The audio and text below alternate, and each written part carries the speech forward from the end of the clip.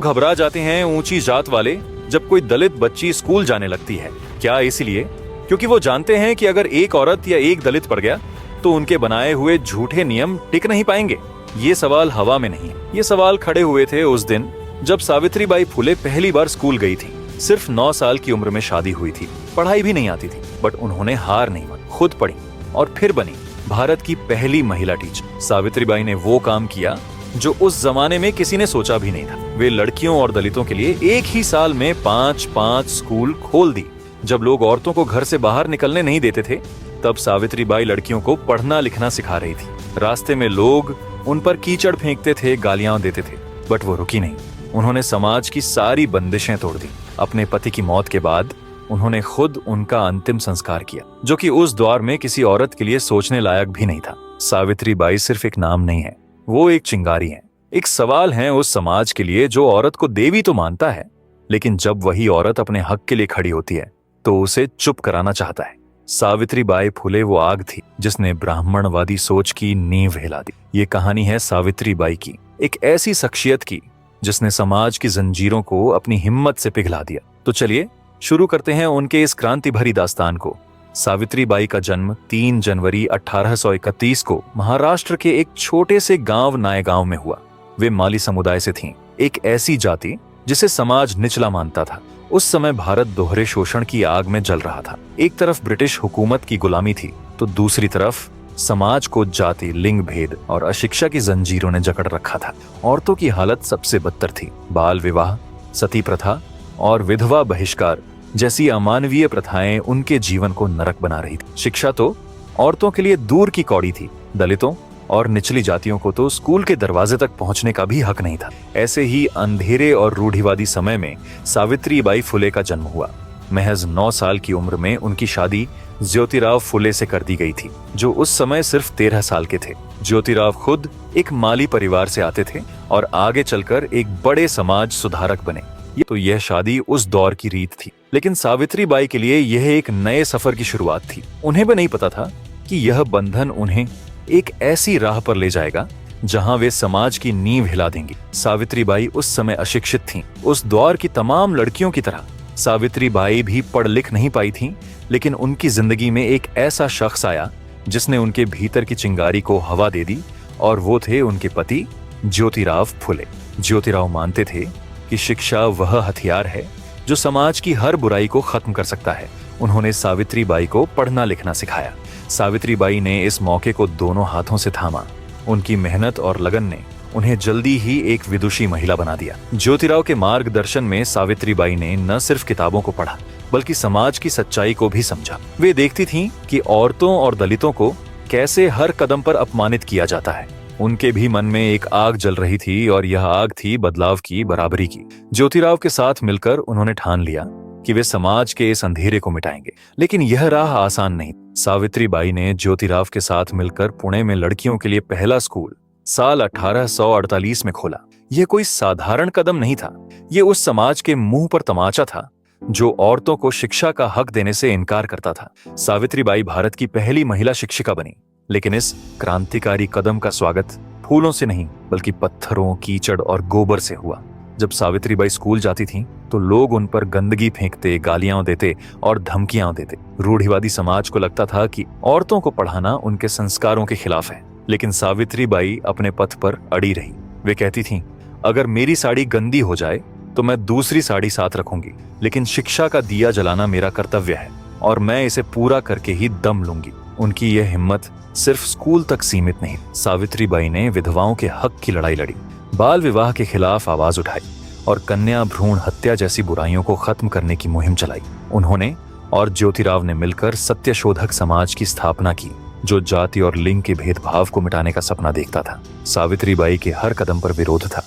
लोग उन्हें गालियां देते, उनके परिवार को धमकाते और उनके स्कूल को बंद करने की साजिश रचते। मौखिक हमलों से लेकर शारीरिक हिंसा तक सावित्रीबाई ने सब कुछ सहा, लेकिन उनकी आंखों में एक सपना था, एक ऐसा समाज जहां हर औरत और हर दलित को बराबरी का हक मिले। चलिए उनके जन्म के समय की बात करते हैं। तो सावित्रीबाई का जन्म 3 जनवरी 1831 को महाराष्ट्र के नायगांव में हुआ था। उनका परिवार माली समुदाय से था जो बागवानी और खेती पर निर्भर था। उस समय के कठोर जाति ढांचे में माली समुदाय को शूद्र माना जाता था, एक ऐसी जाति जिसे समाज निचला समझता था। सावित्रीबाई के माता पिता लक्ष्मी और खंडोजी पाटिल मेहनती किसान थे। उनके पास साधन कम थे, लेकिन वे अपनी परंपराओं से गहरे जुड़े थे। उस दौर में समाज औरतों को सिर्फ घरेलू कामों तक सीमित रखता था। शिक्षा तो औरतों के लिए एक अनहोनी बात थी। सावित्रीबाई का बचपन भी इन बंधनों में बीता। एक छोटी सी लड़की के तौर पर उन्हें स्कूल का मुंह देखने का मौका नहीं मिला। इसके बजाय उन्हें घर के काम काज और खेती में हाथ बटाने की ट्रेनिंग दी गई। यह वही रास्ता था जो उस समय हर निचली जाति की लड़की के लिए तय था। लेकिन सावित्रीबाई की जिंदगी में एक मोड़ तब आया जब मात्र 9 साल की उम्र में उनकी शादी ज्योतिराव फुले से हो गई। ज्योतिराव उस समय सिर्फ 13 साल के थे। ज्योतिराव फुले कोई साधारण इंसान नहीं थे।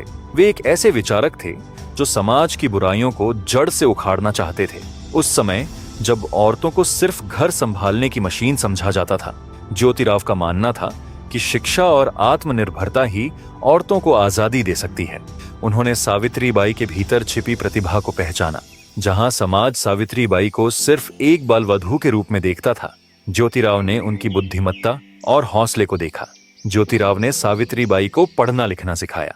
यह कोई आसान काम नहीं था। एक अशिक्षित लड़की को शिक्षा देना उस समय समाज के लिए अपराध जैसा था। लेकिन ज्योतिराव और सावित्रीबाई ने मिलकर हर रुकावट को चुनौती दी। सावित्रीबाई ने रात दिन मेहनत की। उनकी लगन ने उन्हें जल्दी ही एक पढ़ी लिखी महिला बना दी। ज्योतिराव ने उन्हें न सिर्फ किताबें पढ़ाईं, बल्कि सुधारकों और दार्शनिकों के विचारों से भी जोड़ा। इन विचारों ने सावित्रीबाई की आंखें खोल दी। उन्होंने जाति भेद, लिंग असमानता और अशिक्षा के खिलाफ लड़ने का संकल्प लिया। सावित्रीबाई और ज्योतिराव का यह मिशन आसान नहीं था। उनके परिवार और समाज ने उनका कड़ा विरोध किया। रूढ़िवादी लोग उनके विचारों को परंपराओं के लिए खतरा मानते थे। सावित्रीबाई को गालियां दी गईं, धमकियां मिली और उनके परिवार को समाज से बहिष्कृत करने की कोशिश की गई। लेकिन सावित्रीबाई और ज्योतिराव डटे रहे। वे जानते थे कि उनका मकसद बड़ा है। वे सिर्फ अपनी जिंदगी नहीं, बल्कि पूरे समाज को बदलना चाहते थे। सावित्रीबाई ने अपनी पढ़ाई को और आगे बढ़ाया। उन्होंने अहमदनगर और पुणे में शिक्षक प्रशिक्षण संस्थानों में दाखिला लिया। यह उस समय की औरतों के लिए असंभव सा कदम था, लेकिन सावित्रीबाई ने हर बाधा को पार किया। उनकी मेहनत और ज्योतिराव का साथ उन्हें महाराष्ट्र की पहली शिक्षित महिला बनने की ओर ले गया। साल 1848 में सावित्रीबाई और ज्योतिराव ने पुणे के भिडेवाड़ा में लड़कियों के लिए पहला स्कूल खोला। यह कोई साधारण स्कूल नहीं था। यह उस समाज के खिलाफ बगावत थी जो औरतों की शिक्षा को पाप मानता था। उस समय लोग कहते थे, औरतों को पढ़ाने की क्या जरूरत, उनका काम तो घर संभालना है। लेकिन सावित्रीबाई और ज्योतिराव ने इन बातों को ठुकरा दिया। यह स्कूल सिर्फ अमीरों या ऊंची जातियों के लिए नहीं था। यहाँ हर जाति और हर समुदाय की लड़कियां पढ़ सकती थीं। सावित्रीबाई की शिक्षण शैली अनोखी थी। वे सिर्फ रटवाने में यकीन नहीं रखती थीं। उनका पाठ्यक्रम पढ़ना लिखना, गणित, नैतिक शिक्षा और आलोचनात्मक सोच पर केंद्रित था। वे अपनी छात्राओं को सामाजिक अन्याय पर सवाल उठाने के लिए प्रोत्साहित करती थीं। लेकिन यह क्रांतिकारी कदम समाज को मंजूर नहीं। सावित्रीबाई को स्कूल जाते वक्त पत्थर, कीचड़ और गोबर का सामना करना पड़ता था। लोग उन्हें गालियां देते, उनके कपड़े गंदे करते, लेकिन सावित्रीबाई ने हार नहीं मानी। वे अपने साथ एक अतिरिक्त साड़ी रखती थीं ताकि हमले के बाद कपड़े बदल सकें। उनकी यह हिम्मत उनके मिशन के प्रति उनकी आस्था को दिखाती थी। वे कहती थीं, शिक्षा का दिया जलाना मेरा कर्तव्य है और मैं इसे हर हाल में पूरा करूंगी। सावित्रीबाई और ज्योतिराव ने अपने पहले स्कूल की सफलता को और आगे बढ़ाया। उन्होंने 1851 तक 3 स्कूल खोल लिए, जहां 150 से ज्यादा छात्राएं पढ़ रही थीं। यह उस समय के लिए एक अविश्वसनीय उपलब्धि थी। उनके स्कूल सिर्फ लड़कियों तक सीमित नहीं, उन्होंने हाशिए पर पड़े समुदायों के बच्चों के लिए भी स्कूल खोले।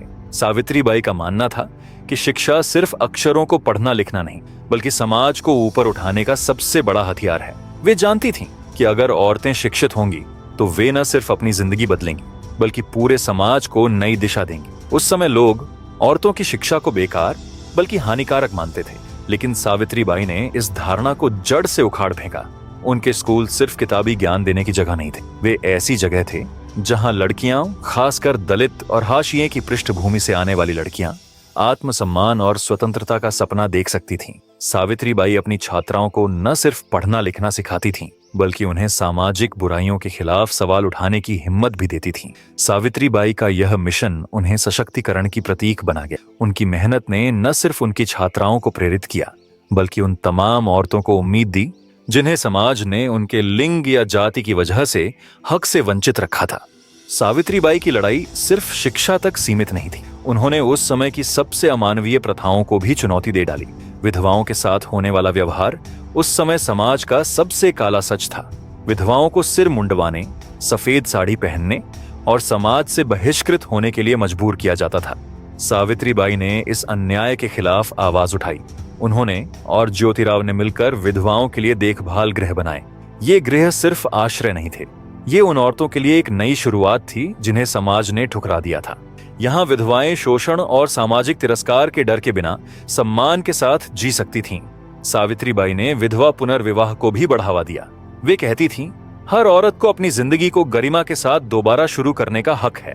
यह उस समय की सबसे बड़ी बगावत थी। उस समय समाज में बेटियों का जन्म एक बोझ माना जाता था। कन्या भ्रूण हत्या और नवजात शिशुओं की हत्या आम थी। सावित्रीबाई का दिल इस क्रूरता को देखकर पसीज उठा। उन्होंने और ज्योतिराव ने परित्यक्त शिशुओं की देखभाल के लिए एक गृह स्थापित किया। इस गृह का मकसद था नवजात बेटियों की जान बचाना और समाज में यह जागरूकता फैलाना कि हर बच्चा अनमोल है। सावित्रीबाई ने न सिर्फ इन बच्चों को पाला, बल्कि समाज को यह संदेश दिया कि बेटियां बोझ नहीं, बल्कि भविष्य की ताकत है। उनकी यह पहल उस समय के लिए क्रांतिकारी थी, क्योंकि यह सीधे तौर पर पितृसत्तात्मक सोच को चुनौती दे रही थी। सावित्रीबाई जानती थीं कि शिक्षा के साथ साथ आर्थिक स्वतंत्रता भी औरतों के लिए जरूरी है। उन्होंने औरतों को सिलाई, बुनाई और दूसरे व्यावसायिक कौशल सिखाने की शुरुआत की। इन कौशलों ने औरतों को आत्मनिर्भर बनाया। वे अब अपने और अपने परिवार का खर्च उठा सकती थीं, जिससे उनकी पुरुषों पर निर्भरता कम हुई। यह कदम छोटा लग सकता है, लेकिन उस समय यह एक बहुत बड़ा बदलाव था। सावित्रीबाई ने औरतों को न सिर्फ किताबें थमाई, बल्कि उनके हाथों में आजादी का हथियार भी दिया। सावित्रीबाई ने देखा कि दलित और हाशिए की औरतें दोहरे शोषण का शिकार थीं, एक तो लिंग की वजह से और दूसरा जाति की वजह से। उनके स्कूल और देखभाल गृह समावेशी थे। यहाँ जाति या सामाजिक स्थिति की परवाह नहीं की जाती थी। हर औरत को बराबर का हक मिलता था। सावित्रीबाई ने इन औरतों की खास समस्याओं को समझा और उनके लिए काम किया। उन्होंने उन औरतों को आवाज दी जिन्हें समाज ने चुप कर रखा था। अपनी कविताओं और भाषणों के जरिए सावित्रीबाई ने औरतों के साथ होने वाले अन्याय को उजागर किया। उनकी कविताएं सिर्फ शब्द नहीं थीं, वे क्रांति की पुकार थीं। वे औरतों को शिक्षा और आत्मसम्मान की राह दिखाती थीं और पितृसत्तात्मक व्यवस्था की आलोचना करती थीं। उनकी रचनाएं जैसे काव्य फूले आम लोगों तक पहुंची और उनके दिलों में बदलाव की चिंगारी जला दी। सावित्रीबाई ने ज्योतिराव के साथ मिलकर सत्यशोधक समाज की स्थापना में अहम भूमिका निभाई। यह संगठन जाति उत्पीड़न और पितृसत्ता के खिलाफ लड़ने का मंच था। सावित्रीबाई न सिर्फ इसकी सदस्य थीं, बल्कि कई बार इसकी बैठकों की अध्यक्षता भी करती थी। सत्यशोधक समाज ने अंतरजातीय विवाहों को बढ़ावा दिया। ये विवाह सिर्फ दो लोगों का मिलन नहीं थे, ये जाति की दीवारों को तोड़ने और बराबरी के समाज का सपना थे। सावित्रीबाई और ज्योतिराव ने ऐसे विवाहों का आयोजन किया और उनका समर्थन किया। यह उस समय की सबसे साहसी पहल थी। 1870 के दशक में जब महाराष्ट्र में सूखा और अकाल ने तबाही मचाई, तब सावित्रीबाई ने राहत कार्यों में बढ़ चढ़कर हिस्सा लिया। उन्होंने भोजन और सहायता का वितरण किया। उनकी मदद में कोई भेदभाव नहीं था, चाहे कोई किसी भी जाति या वर्ग का हो। सावित्रीबाई की नजर में हर जरूरतमंद बराबर था। उनकी यह दयालुता ने उन्हें एक सुधारक के साथ साथ एक करुणामयी इंसान के रूप में अमर कर दिया। सावित्रीबाई सिर्फ एक शिक्षिका या सुधारक नहीं थीं, वे एक प्रतिभाशाली कवयित्री भी थीं। उनकी कविताएं सिर्फ शब्दों का खेल नहीं थीं, वे वंचितों के दर्द, उनकी उम्मीदों और उनकी हिम्मत की गूंज थीं। उनकी हर पंक्ति में भावनात्मक गहराई थी, जो दलितों और औरतों के संघर्ष को बयां करती थी। उनकी कविताएं गांव की अनपढ़ औरतों से लेकर शहर के पढ़े लिखे लोगों तक हर दिल को छूती थीं। अगर आप जानना चाहते हैं कि सावित्रीबाई और ज्योतिबा फुले ने अपने विचारों और अनुभवों को किन क्रांतिकारी किताबों में दर्ज किया था, तो मैं उन पर भी एक खास वीडियो बना सकता हूं। लेकिन इसके लिए मुझे आपकी रुचि जाननी होगी। अगर आप चाहते हैं कि मैं ये वीडियो बनाऊं, तो नीचे कमेंट में यस जरूर लिखें